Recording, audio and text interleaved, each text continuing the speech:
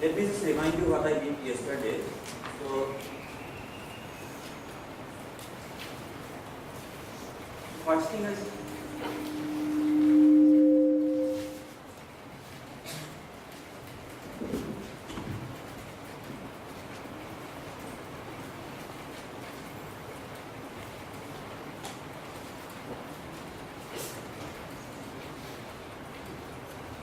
so I derived a relation between the diffusion constant and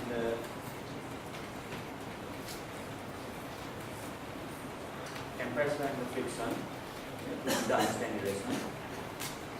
So in this relation, diffusion constant was defined as a proportionality constant between the diffusion current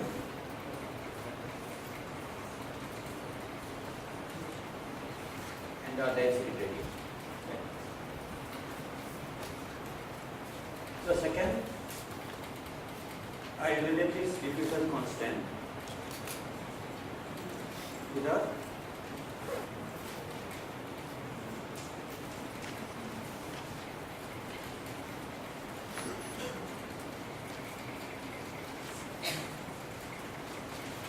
fluctuations.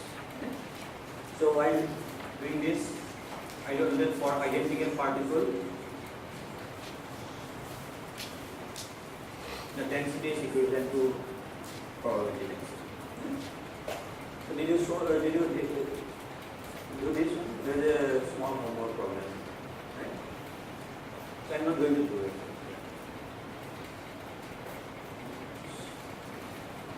So the diffusion constant, which was a proportionally constant, is related to the fluctuations of the position, particle position, right?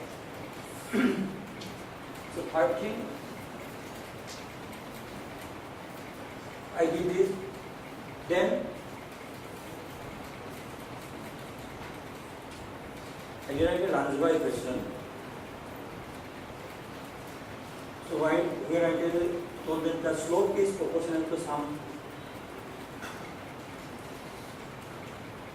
noise, and the noise has this property that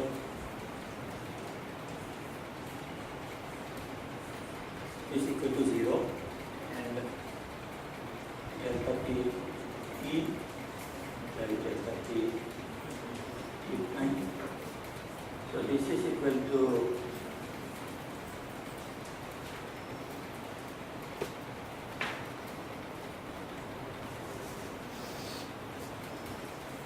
d by delta t if t equal to t prime and 0 if t not equal to. So in this case, when I derive this, I assume that okay, I am taking the time in steps of delta t. So from this I will the continuum limit.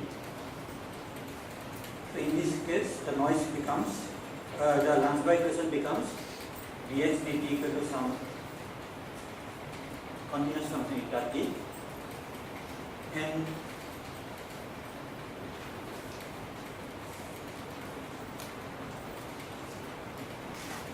so I will be by delta t going to 0 limit, and in this limit the noise correlation becomes delta t equal to 0, delta t prime comes to t.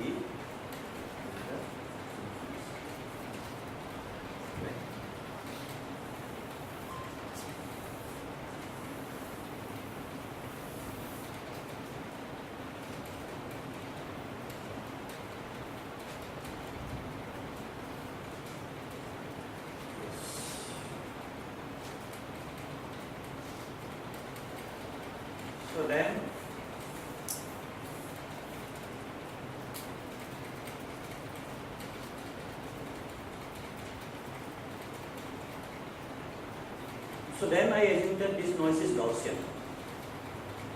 Right?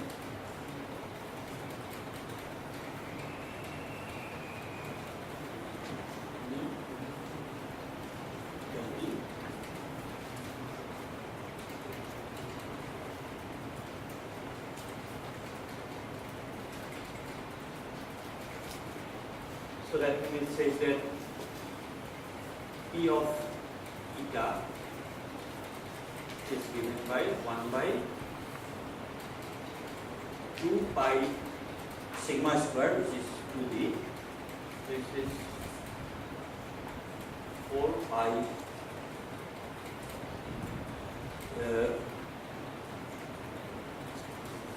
actually,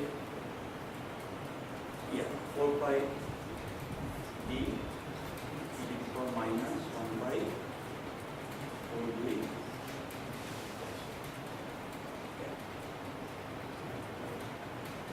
And this is justified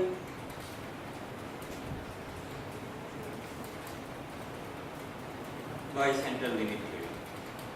I told that because the noise is a effect of lots of collisions, and basically let's say sum of a random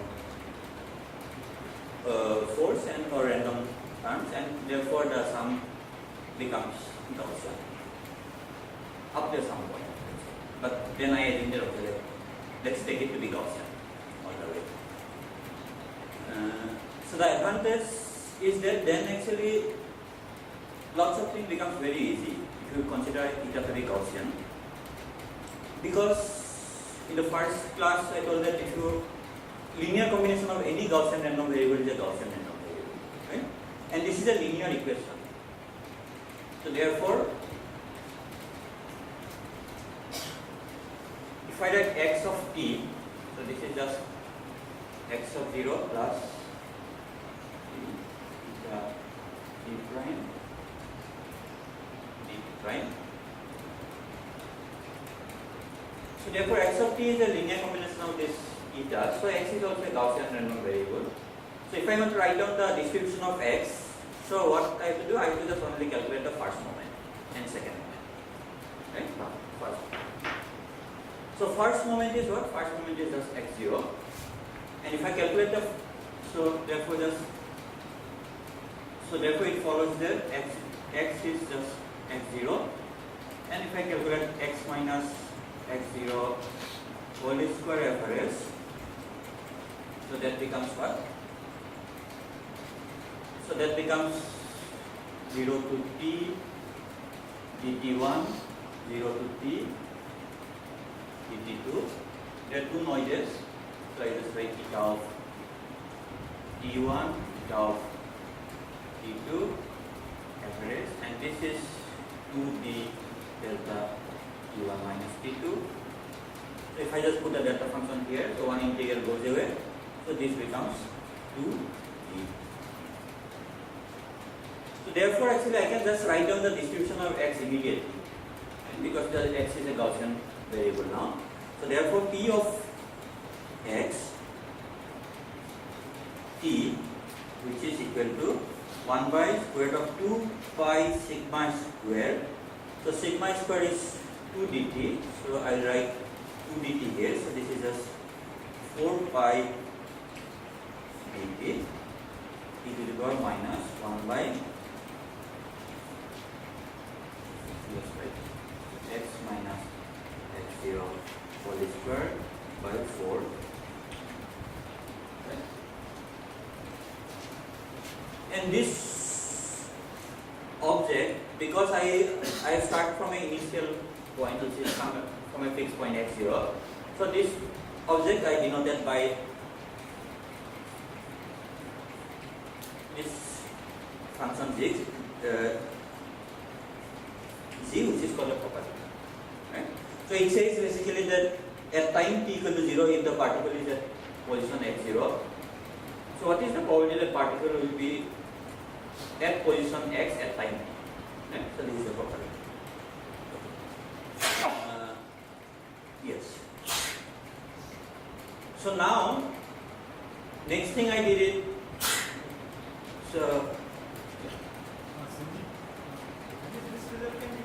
independent of the assumption that eta is Gaussian. huh? This result can be true independent of the assumption that eta is Gaussian. If I just start with this correlation, the average of eta is 0 and eta has this, this is sufficient. So this is sufficient. So if I just work out from the Fokker equation, but I am saying suppose you assume that eta is Gaussian, then actually you don't have to solve the Fokker-Planck equation. So there are actually the form of system like this. Here we hold only x is Gaussian, which follows because eta is Gaussian.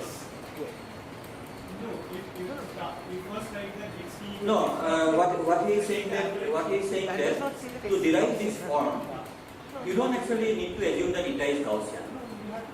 So if you just take the first and second moment, so that is sufficient. No, because when you so if you just calculate the first and second moment, so you remember what do you need to derive the Fokker-Planck equation? You just need the first and second moment, right? So even if eta is not Gaussian, but okay, just first and second moment exist, so even then you can derive the Fokker-Planck equation, right? So the point is that when I assume eta is Gaussian, I don't have to go through the Fokker-Planck equation. So I can just straightforwardly write down this answer. And this is useful because there are actually many problems. We will actually probably come across maybe one or two problems where actually solving the Fokker-Planck equation is very difficult. Right? But if x is Gaussian, so finding the p of x is very simple because you just need the x square where x and x. Question. So solving the problem, you get this form of theta. Yeah. Without even assuming anything about it. Yeah. So when I derive the Fokker-Planck equation, these two properties of the noise is sufficient, right, to derive the Fokker-Planck equation. Or even when I derived the Fokker-Planck equation, I didn't use the noise at all. I actually went to a separate path, and from there I derived the properties of the noise. Actually, so I took a different path actually. When I derived the Fokker-Planck equation, I didn't use the term noise, right? I just used the properties of the fluctuation term, right? Yes, resistance. So therefore, usually, from now on, actually, whenever I write this noise eta, I will assume that it's a Gaussian noise. So eta is a Gaussian noise from me. Small clarification. So that is the second cumulus. Sorry? That's the second cumulus. Like x minus x plus Yeah, it's variance about the mean. second cumulus. Cumulant is, I think you call it when you expand the. It's just a fluctuation. Right? If x0 is 0, it's just a fluctuation. Don't put too many terms here. It's just a fluctuation, right? Then if you say cumulant, then I have to explain what is a cumulant. So you don't need the term here now, right? So don't put too many terms if you don't need it. So this is fine, right? Okay. So now, yeah. Yeah, also you should remember both the definitions actually because this, or both the properties because this is useful actually many times. So then,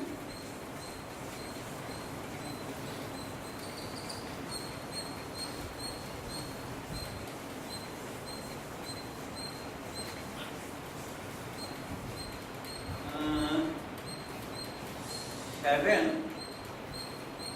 What I said that suppose I am given a noise realization, some realization of the noise. So what is the weight for this realization? Suppose eta of some tau, where tau goes from 0 to t. So this weight, so this is proportional to exponential of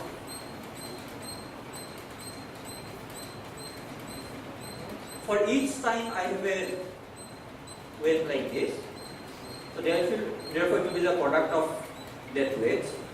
So forget about this prefactor now, that I will take care of it later. This is just 1 by 4d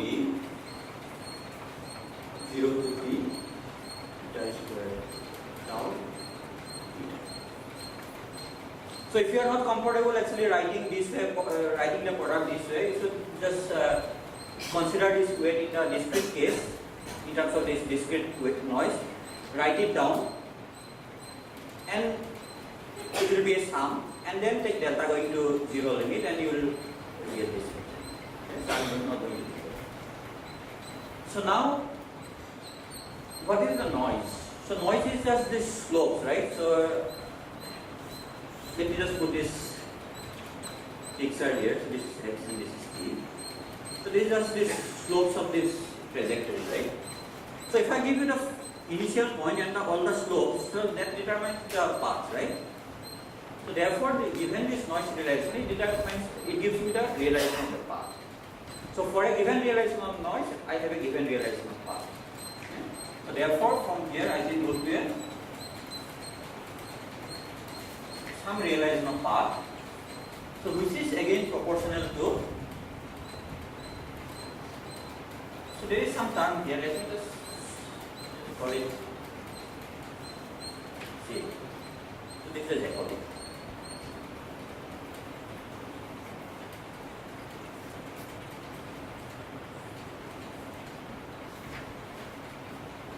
Into exponential of minus 1 by 4d 0 to t.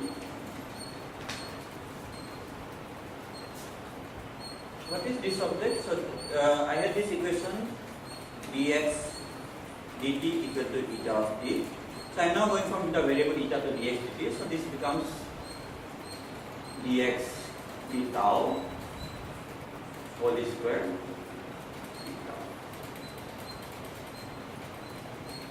So in this case, so I will actually calculate for the Jacobian for a general case, and then you will see it. But now let me just tell the answer that in this case the Jacobian is a constant. It has some constant value. It might depend on some it's some constant. It might depend on the time cut off or something like epsilon or something, but it's some constant, and that whatever the constant I can just absorb it in the normalization. So I can actually say that this is equal to 1 or some constant.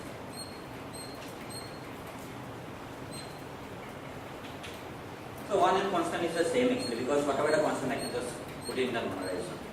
So I will forget about this Jacobian here now. So this is for a given realization of path. So therefore, if I want to go from one point to another point, I don't care which path I take. So for example this one, so when I want to calculate the propagator, so therefore if I just calculate the propagator x e x0 0, so this is equal to, so let me just write it, exponential of minus 1 by 4d 0 to t dx into eta whole square eta. Then I integrate all the intermediate variables, right? So this you just think of it in discrete. It's like x0, x1 minus x0 by some epsilon. Then it's just a sum, right? It has all these intermediate variables. So I just integrate out all the intermediate variables. So that is denoted by this object. So this object is roughly like dx tau goes from 0 to t, but why I say roughly, because tau is a continuous variable, but okay, I just try to do the formula. So if I have to just discretize it somehow, and then it becomes a problem, right? By the normalization, let's say.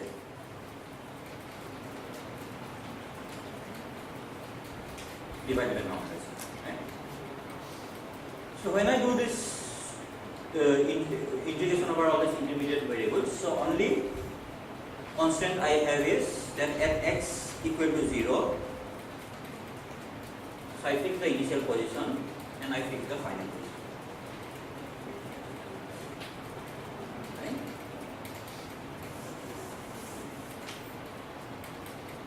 So now let's do a transformation.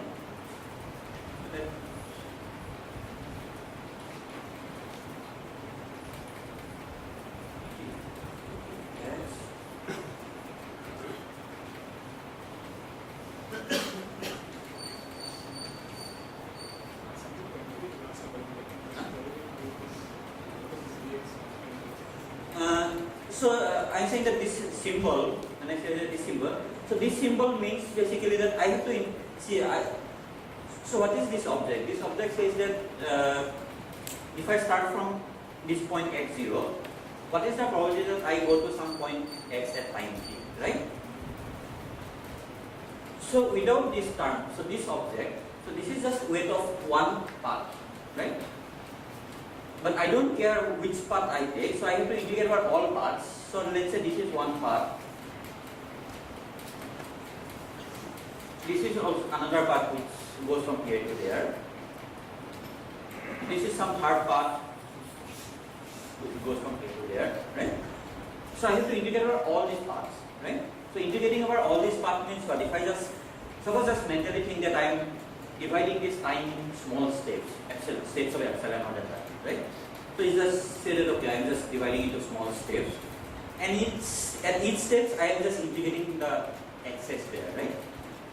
So that's what I'm saying. So this is equivalent to basically saying that if I just integrate out all the intermediate variables, so this is why I read d of x at time tau. So let's say this is tau and this is tau plus delta tau, right? So I just integrate over here, and I have to do it at each point, right? So tau goes from 0 to t, right? So it's like okay, suppose you discretize it somehow and then integrating on the variable. So when you discretize it, you should think of the same way I wrote the noise in the discrete case, right? So it's the same discretization.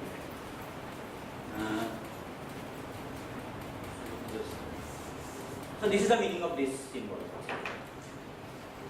Now let me just do a change of variable, which is what is the change?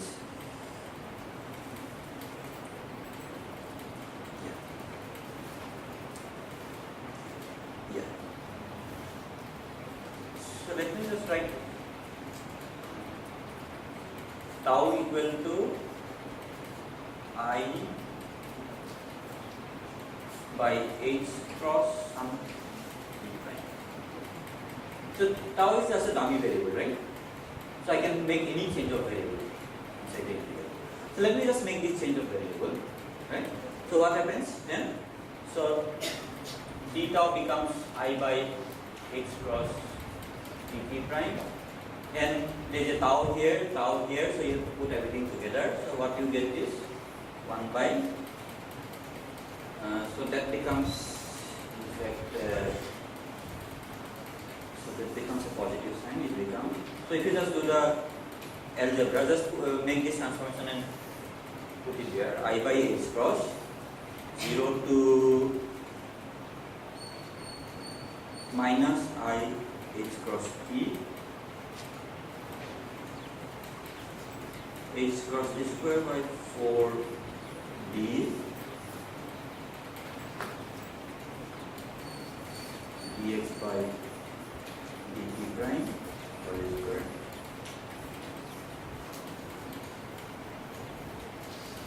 So if you just take this, you just make this change of variable there, right?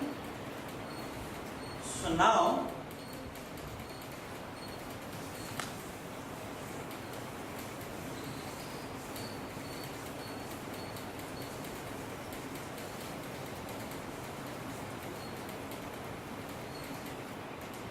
so yesterday I wrote down this path integral for a quantum mechanics problem, right? So if I consider this propagator e to the power minus I by h cross ht. So this is a quantum Hamiltonian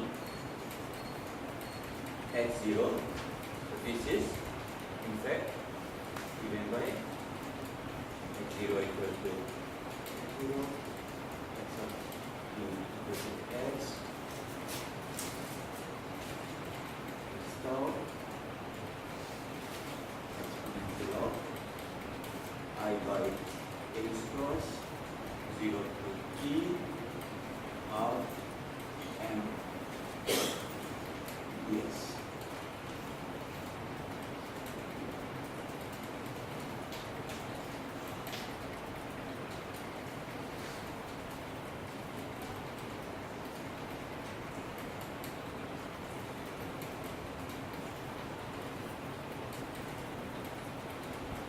So let me just take a half out from the 40.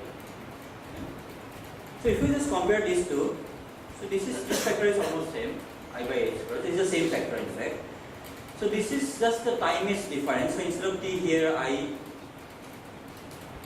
h cross t, and this factor is different, right? So therefore, transformation is basically, so there t becomes minus I h cross t. And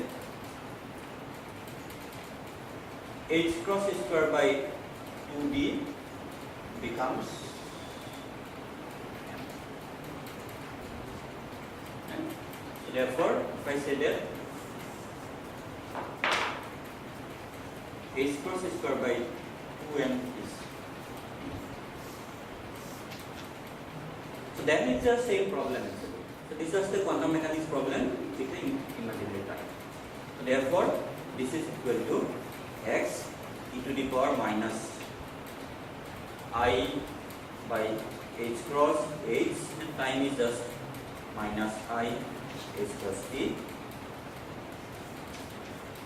x0, and h cross cancels, I square is minus 1, then there is one minus sign, so this becomes basically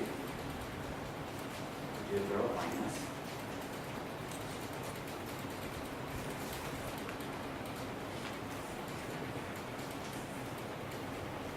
So far it's a free particle. I'll come to the, so when there is a potential effect, things change. But okay.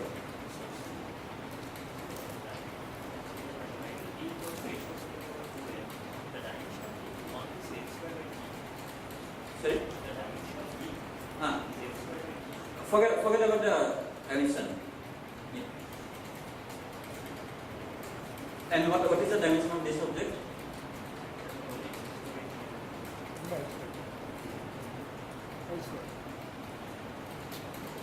This should be dimensionless, and it is dimensionless. So you just so work it out. Yeah.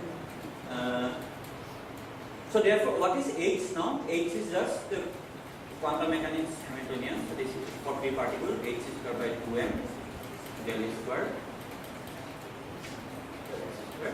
and h square by 2m is d. So this is just minus d del square by.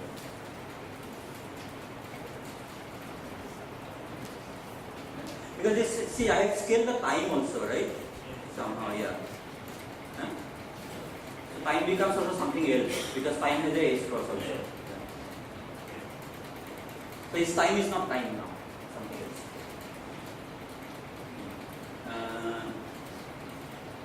So this is fine, right? So I'm just going to evaluate this now to demonstrate. Right? So this is the propagator for a free particle, and I'm just going to evaluate this one. So therefore,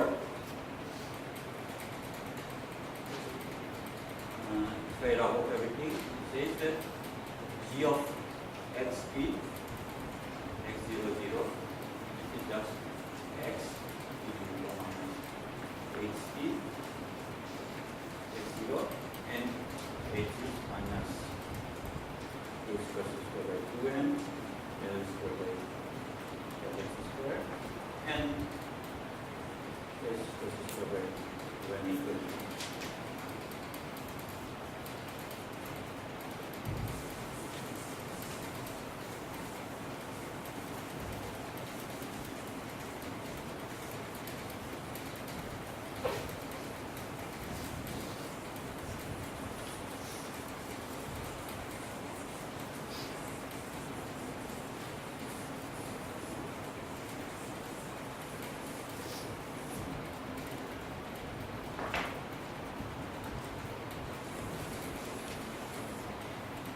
So let me just tell the answer for the case when there is a potential also. So I am going to derive, but I'll just tell you the answer.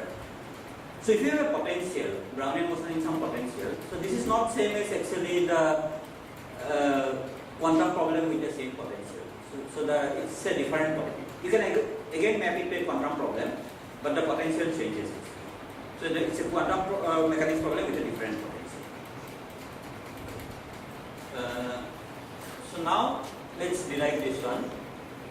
So this x e to the power minus hp x0, this is free particle, so I can just expand it in the